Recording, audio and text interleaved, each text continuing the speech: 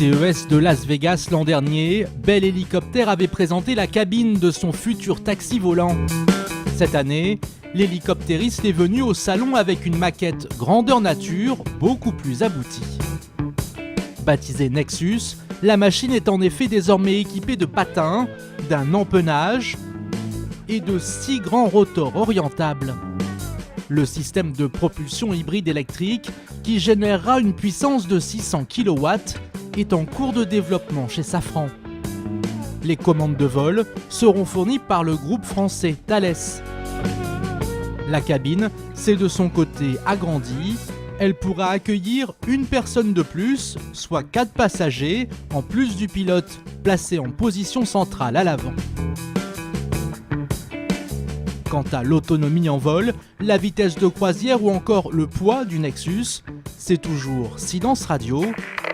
L'hélicoptériste entend commercialiser son taxi volant à l'horizon 2025.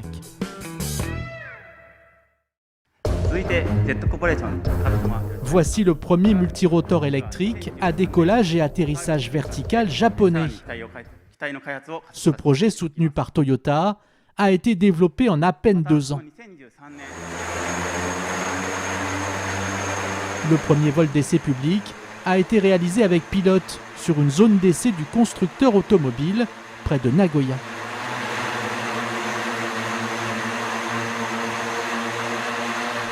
Le prototype est équipé de 4 paires de rotors contrarotatifs alimentés par des batteries. Cette version d'essai monoplace doit normalement déboucher sur une version de série biplace, plus racée, grâce notamment à sa verrière et son carénage. Selon les données constructeurs, le multirotor pourra voler à 60 km/h durant une trentaine de minutes, mais ce ne sera pas avant 2023.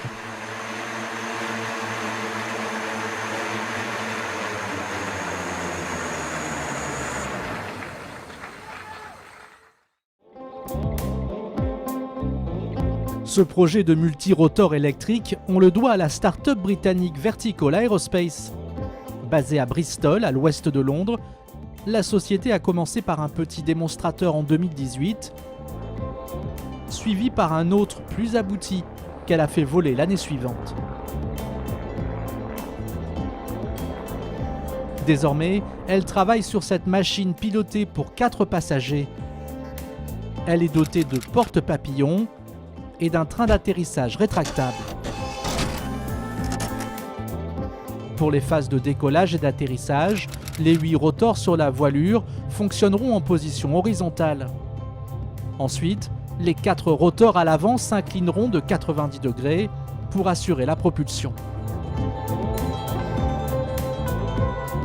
La vitesse annoncée du multirotor est de 240 km/h pour une trentaine de minutes d'autonomie.